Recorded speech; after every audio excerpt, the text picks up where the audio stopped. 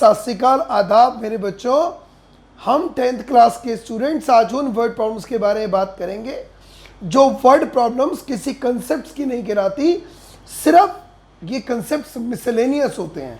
Miscellaneous का मतलब real life से रिलेटेड होते हैं। तो ऐसे कंसेप्ट्स के बारे में हम बात करेंगे जहां पर एक वेरिएबल दूसरे वेरिएबल पर डिपेंड होता है या एक वेरिएबल का दूसरे वेरिएबल से रिलेशन होता है। ऐसे कुछ क्वेश्चन के बारे में मैं और आप चर्चा करेंगे। जैसे कि हमने पिछली वीडियो में बताया कि कोई वेरिएबल बड़ा या कोई छोटा हो सकता है और उन्हें इक्वल करने के लिए हम क्या कर सकते हैं। तो आज उसी को थोड़ा डिटेल में पढ़ेंगे हम लोग। एक्सरसाइज नंबर 3.2 क्वेश्चन फर्स्ट का फर्स्ट पार्ट जब आप पढ़ेंगे तो आपको पता चलेगा किस तरह के क्वेश्चन आज भैया कराने वाले हैं। आराम से पढ़ेंगे। क्या लिखा है पढ़ते हैं। सबसे पहले 3.2 का क्वेश्चन फर्स्ट का फर्स्ट पार्ट लिखा है, student of class 10th took part in mathematics quiz। 10वीं क्लास के 10 बच्चों ने मैथमेटिक्स क्विज में पार्ट लिया। अगर गर्ल्स का नंबर 4 ज्यादा है बॉयज से, बताओ लड़के कितने और लड़कियां कितनी। सिंपल। यहां पर क्या बात हो रही है, एक क्लास में बच्चों की बात हो रही है कि बच्चे कितने हैं और बच्चियां कितनी हैं। बच्चे कितने हैं चेक करो। टोटल है 10, कुछ लड़के कुछ लड़कियां। आपको नहीं पता लड़के कितने, आपको नहीं पता लड़कियां कितनी हैं। एक बात है कि लड़कियां 4 ज्यादा हैं लड़कों से, ठीक है। तो सबसे पहले तो हमें लड़के पता तो हो या लड़कियां पता तो हो। तो कैसे करना चाहिए, सबसे पहले जिस चीज की हमें सख्त जरूरत है उसे हमें लेट कर लेना चाहिए। Late number of girls in class 10th be x, number of girls in class 10th be y, sorry boys, girls और boys है ना। अब गिवन टोटल बच्चे चेक करो कितने हैं। देखो टोटल स्टूडेंट्स है 10। What do you total student है 10। इसका मतलब है, क्या मतलब है इसका, कि अगर हम दोनों को ऐड करें x को भी और y को भी तो आंसर आएगा 10। इक्वेशन नंबर क्या आ गई 1 आ गई। अब अगला क्या है बच्चों, अगला है कि लड़कियां ज्यादा है लड़कों से। लड़कियां कितनी है x। केस 2 बना देता हूं। Number of girls minus number of boys कितना आएगा 4। क्यों आएगा, क्योंकि लड़कियां 4 ज्यादा हैं। तो ज्यादा में से अगर छोटा नंबर बड़े नंबर में से छोटे नंबर को सब्ट्रैक्ट करोगे तो 4 आना चाहिए। तो x minus y is equal to 4। Equation number second. Now how many equations we have 2। You can solve them and find your answer. चलिए नेक्स्ट क्वेश्चन पढ़ते हैं, मिसलेनियस जैसा ही। कहाँ है वो क्वेश्चन भैया, दिखा दो। दिखाता हूं। एक्सरसाइज 3.3 क्वेश्चन नंबर 3 का फर्स्ट पार्ट। 3.3 थर्ड क्वेश्चन का फर्स्ट पार्ट। क्या कह रहा है क्वेश्चन, पढ़ते हैं पहले क्वेश्चन क्या कह रहा है। क्वेश्चन कह रहा है, जल्दी निकालो प्रियांशु। क्वेश्चन कह रहा है द डिफरेंस बिटवीन 2 नंबर 26। एक नंबर दूसरे का 3 टाइम बड़ा है। बताओ कौन कौन से नंबर है। यहां पर 2 नंबरों की बात हो रही है, एक बड़ा नंबर एक छोटा। और जिंदगी में हमेशा याद रखो, जब भी किसी 2 चीजों में डिफरेंस गिवन होता है, 2 चीजों में डिफरेंस गिवन होता है, तो एक बात आपके माइंड में हमेशा क्लियर रहनी चाहिए। और वो सिंपल सी बात ये है कि व्हेनेवर, जब कभी भी एक नंबर बड़ा होगा दूसरा छोटा होगा तभी बात डिफरेंस की होगी। जब तक बड़ा छोटा होगा नहीं डिफरेंस भी नहीं होगा। तो मतलब क्या है, मतलब है जी 3.3 काम कर रहे हैं, क्वेश्चन 3 का कर रहे हैं फर्स्ट पार्ट। तो मतलब है यहां पे 2 नंबर है, एक लार्जर होगा और एक स्मॉलर होगा। क्यों होगा दोबारा समझा रहा हूं मैं फिर आपको। लार्जर स्मॉलर क्यों बोला राजू भैया ने, बिकॉज बहुत सिंपल सा लॉजिक ये है कि यहां पर डिफरेंस दे रखा है 2 नंबर का, और डिफरेंस कब होता है? जब एक चीज बड़ी हो और एक चीज छोटी हो, है ना। तो लार्जर नंबर भी x, स्मॉलर नंबर भी y। अब दोनों में अंतर कितने का है? 26। तो x minus y is equal to 26, equation number 1। आगे क्या कह रहा है? एक नंबर दूसरे का 3 गुना है। ऑब्वियस है, ये आपका केस 1 की इक्वेशन बनी। अब केस 2 की देखो क्या बनेगी। गिवन है कि लार्जर नंबर 3 टाइम्स है किसके? स्मॉलर नंबर के।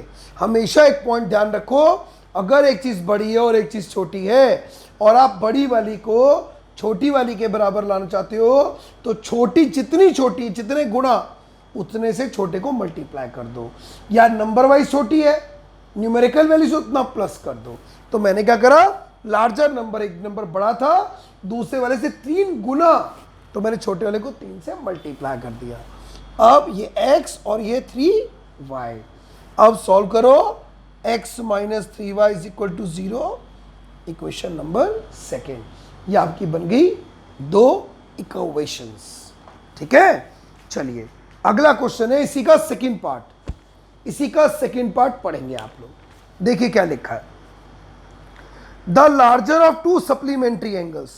बता दूं आप लोगों को, कुछ एंगल सप्लीमेंट्री होते हैं और कुछ एंगल कॉम्प्लीमेंट्री होते हैं। दीपांश, कॉम्प्लीमेंट्री एंगल्स वो होते हैं शुभम, जिन दो को ऐड करके 90 डिग्री आता है, और सप्लीमेंट्री एंगल वो होते हैं जिन दो को ऐड करके 180 डिग्री आता है।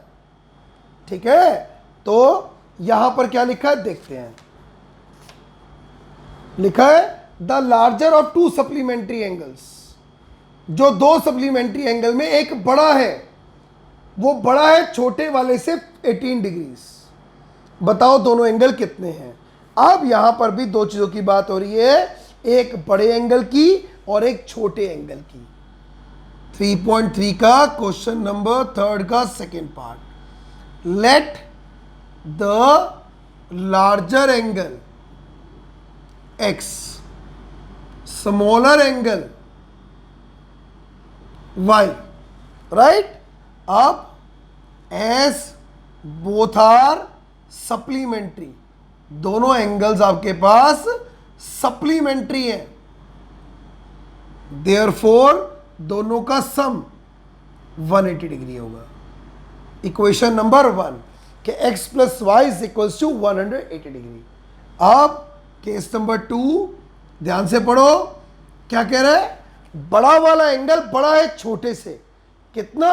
18 डिग्री। मतलब बड़े वाले में से अगर छोटे वाले को सब्ट्रैक्ट करें, मींस लार्जर एंगल माइनस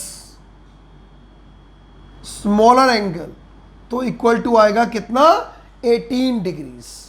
अब लार्जर कितना? x, स्मॉलर कितना? y is equal to 18। Now how many questions we have? 2, so you can solve them and find out your answer. चलिए अगले क्वेश्चन पे चलते हैं, एक्सरसाइज निकालते हैं 3.4। आज बात करेंगे नोटों के बारे में, पैसे के बारे में। आपके पास जेब में 20 रुपए के 7 नोट हैं, 7, 20 रुपीज के 7 नोट्स हैं, तो बताओ कितने पैसे हैं? कैसे निकालोगे? 20 मल्टीप्लाई बाय 7, 140। अगर आपके पास 500 के 4 नोट्स हैं, कितने पैसे हैं जेब में? 500 मल्टीप्लाई बाय 4, 2000 रुपीज है। ऐसे निकालते हैं ना। लेकिन अब क्या, जब आपकी जेब में नोट तो है 500 के, लेकिन आपको यही नहीं पता कितने हैं, तो आप कितने पैसे हैं आपकी जेब में? मान लो नंबर ऑफ नोट है x, तो जेब में पैसे कितने हैं? 500 मल्टीप्लाई बाय x। अब ऐसे 2000 के नोट है, 2000 के नोट है, कितने नहीं पता, मान लो y, तो 2000 की नोट में कितने फॉर्म में पैसे हैं? 2000 मल्टीप्लाई बाई 2000y। और मैं कह दूं सारे मिलाकर 50,000 रुपए हैं, तो 500 की फॉर्म में जो नोट्स हैं, 2000 की फॉर्म में जो नोट्स हैं, 500 की फॉर्म में कितने हैं? 500x, 2000 की फॉर्म में 2000y, दोनों ऐड करो तो इक्वल टू जितने जेब में टोटल पैसे पड़े हैं आपके, है ना। ऐसे ही कुछ क्वेश्चन बैंक में भी आता है, बैंक में भी इस तरह का कंसेप्ट यूज होता है, या आपकी पॉकेट मनी में भी इस तरह का कंसेप्ट यूज हो सकता है। एनसीईआरटी 3.4 क्वेश्चन नंबर सेकंड का फोर्थ पार्ट, सेकंड का फोर्थ पार्ट।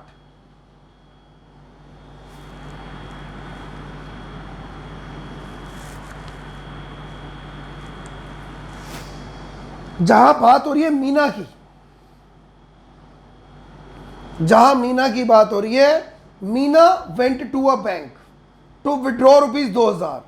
मीना बैंक गई, वहां पर जाके उसने 2000 रुपए निकाले। She asked the cashier to give her 50 and 100 rupees note only. उसने कैशियर को कहा मुझे नोट या तो 50 का देना या 100 का देना। मीना को टोटल नोट मिले 25, तो बताओ कितने नोट 50 के और कितने नोट 100 के मिले। तो यहां पर दो तरह की करेंसी की बात हो रही है। Let number of notes of rupees 50 x, number of notes of rupees 100 y। Now total notes check करो कितने हैं, आपको दिखेगा टोटल नोट है 25। टोटल पैसे नहीं बोला मैंने, नोट्स बोला है, कंफ्यूज नहीं होना। नोट्स 50 रुपए वाले एक्स थे, ये वाई थे, टोटल हो गए 25 नोट्स, इक्वेशन 1। लेकिन टोटल पैसा कितना है 2000 रुपए। तो कैसे निकालोगे, notes 9, amount in form of rupees 50 plus amount in form of rupees 100, total मिला के पैसा कितना है 2000। 50 रुपए की नोट में जो फॉर्म पैसा है, 100 रुपए की फॉर्म में जो पैसा है, दोनों को मिलाकर 2000 रुपए है। 50 रुपए की फॉर्म में कितना पैसा है, नोट 50 के कितने हैं x, तो 50 रुपए की फॉर्म में पैसा कितना है 50x। अब 100 रुपए की फॉर्म में कितना पैसा है 100 into y, 100y is equal to 2000। उम्मीद करता हूं समझ आया, नहीं आया दोबारा बताता हूं। आपकी जेब में मान लो 10 नोट है 50 रुपए के, तो कितने पैसे हुए, 50 को 10 से मल्टीप्लाई करोगे ना। अब यहाँ पे नोट्स तो पता नहीं थे कितने हैं, आपने माने थे x, तो 50 रुपए की फॉर्म में 50x। 100 रुपए की फॉर्म में भी कितने नोट्स है पता नहीं आपको, नोट्स माने y, तो 100 रुपए की फॉर्म में पैसा कितना हुआ 100y। दोनों मिला के मीना को कितने पैसे मिले 2000 रुपए। तो आपकी बन गई इक्वेशन नंबर 2। अब आप चाहो एक चीज और देखो, सब में 50 कॉमन है। इक्वेशन नंबर 2 आपने क्या करा, 50 को कॉमन ले लिया, है ना। तो this is a miscellaneous problems. और भी बात करेंगे मिसलेनियस प्रॉब्लम की, लेकिन आज के लिए सिर्फ इतना ही। लगभग हमारी वर्ड प्रॉब्लम्स खत्म है। एक दो कंसेप्ट्स अगर छोड़ दें तो जल्दी ही हम इस पूरे चैप्टर को खत्म करने वाले हैं, पूरे टॉपिक को खत्म करने वाले हैं, जिस टॉपिक का नाम है वर्ड प्रॉब्लम्स। समस्याएं सिचुएशन से रिलेटेड, वर्ड से रिलेटेड। ठीक है, ध्यान रखो अपना, अपनी मम्मी का, और पढ़ाई करते रहो। Bye, see you.